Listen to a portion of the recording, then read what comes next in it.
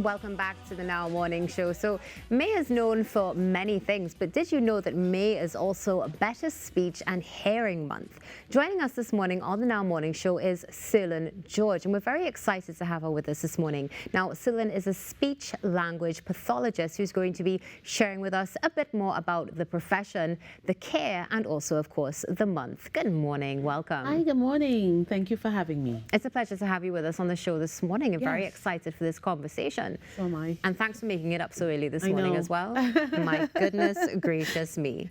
So let's talk a little bit first of all about the role of a speech language pathologist. What exactly do you do? Right, such a big mouthful, speech language pathologist, also known as a speech therapist, speech language therapist. I think the name itself, speech therapist, everybody thinks the job is to get somebody to talk or get somebody to learn how to talk, but it involves so much more.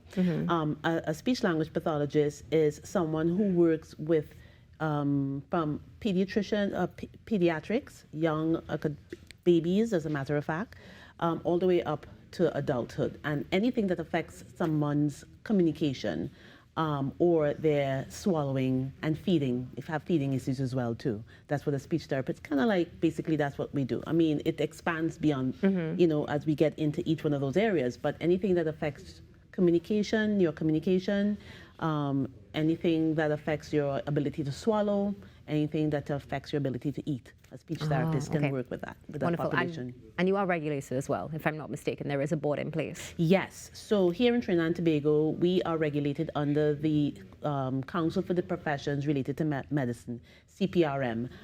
So they license all the therapists here. So it's very, very important if somebody is seeking out a speech therapist to make sure that they're licensed, because we've had in the past where people are claiming that they're speech therapists, but they really aren't.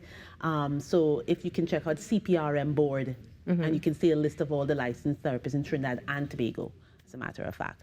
That's good to hear. So, of course, there is somewhere that we can go, and especially when you're dealing with something as critical as speech and many other things that you would have mentioned earlier. Can you share with us how, well, let's say speech therapist for short, if that's okay with you, how you work with others within the medical field and in other fields as well when it comes to your role and helping others? I mean, a very, very important and very critical piece, a speech therapist generally tends to be part of a team of people, and it depends on the setting as well. So let's say in the setting of a hospital, definitely a speech therapist would be working with like a stroke patient, somebody who have had a traumatic brain injury, but as I said earlier, anything that affects communication. So they'll work closely with the doctor, with the neurologist, with the dietitian, to help that person with their speech and language and with, just generally trying to get back to some sort of normalcy.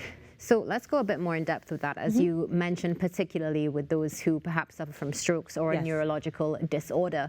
Now, you mentioned something like swallowing is something that you work on as well. Can you perhaps just share with us what that is like and what are some of the factors that you would work on in particular? Yeah, so generally somebody who have had a stroke, for instance, so a stroke is anything, a part of the brain has been damaged, and it affects your ability to speak and sometimes swallow, and probably both. Right. So the speech therapist will come in and do an evaluation and see the level of swallow, like how you're eating, because I mean, eating is something that we do every day and all the time.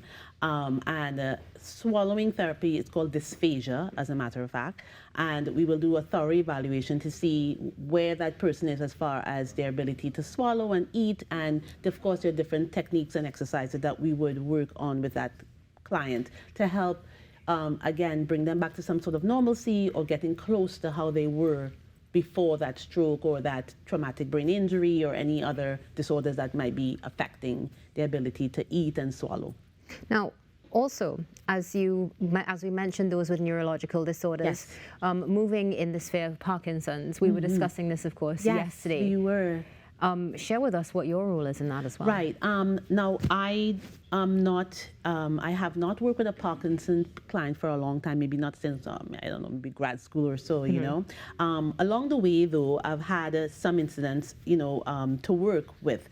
But generally, a speech, well, let me just say what Parkinson's disease is before we go on. So what Parkinson's disease is, it's a disorder that affects the brain cells that make dopamine and that dopamine now kind of goes to the nervous system to help with the motor movements in our body. But with Parkinson's, the brain cells are dying off. And of course, now dopamine don't have a job anymore. So what Parkinson's tend to look like is uncontrollable shakes, stiffness. It affects swallowing sometimes, and sometimes your voice as well. So the role of a speech therapist would be to help with getting a better voice, like voice therapy, as well as with the eating and the swallowing as well. And just recently, one of our national heroes and iconic calypsonian David Rudder has mentioned that he has Parkinson's as well. I'm not sure what treatment he's under, but I'm sure he probably is have a team of people that's working with him, and shout out to him. He had a lovely show this past weekend, so. Yes, he did. Yeah. Thank you so much for sharing that, because many times we don't necessarily associate a speech therapist with Parkinson's in particular, but what we do associate with especially is children. Yes. So what about the role of early intervention with speech therapists and children? I mean, so important. I would say the minute that we suspect that a child has some sort of issue with their speech and language, with their ability to understand how somebody is talking to them, with their even ability to express themselves, I would say it is very, very important to get in there, see a pediatrician, see a developmental pediatrician, see the speech therapist. And my role as a speech therapist, especially in early intervention, is to really set some basic foundational skills as far as speech and language is concerned, to start now having that child be able to move forward, to be able to express themselves, to be able to work in the world with people around them and that sort of thing like that, Yeah. It's definitely really an all-encompassing career, I have to say. It sure is, really is. But for the most part, I think most speech therapists tend to find a niche. Like some work more with adults, some work like myself, work with young children. Some might do a little bit of both, but I find most of the time everybody have their little area that they work in. But we work from birth to, the whole lifespan. We work as a speech therapist. Yeah. It sounds really amazing, and of course impacting lives for all ages, which is so important. Yeah. Now, what about those who perhaps are interested in a speech therapist career? You have any advice for them? I would say most importantly, go into it with a heart, because this is a service career, and there are some days, of course, like with anything else, you might know what to do as such, but I think the driving thing is wanting to help, really loving what you do, and just wanted to make a big difference in someone's lives. I just wanted to kind of just loop back a little bit as we were talking about adults and Parkinson's and stuff.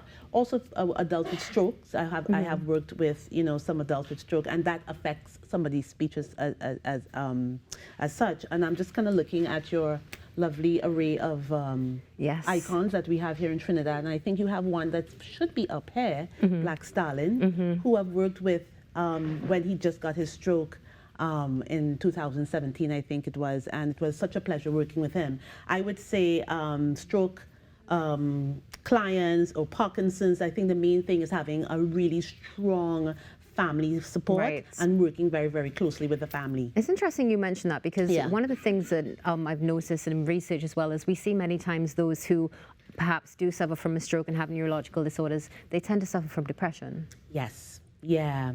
But can you imagine, it's like your whole life has been kind of just turned upside down, and again, kind of going back to what you just said about having a stroke. So having a strong family support and just having people around you who really just willing to just to pick up the battle and just really kind of help you get back to some sort of normalcy. And the speech therapist definitely helps with as much as they can to get that person back up to communicating as best as they can, even if it's not using their own words, but we have other ways, like we use visuals, we have devices just for them.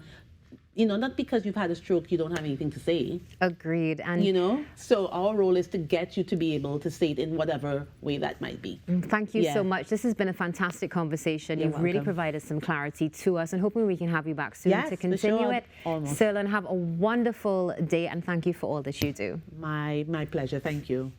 There's more coming up on the Now Morning Show. Don't go anywhere.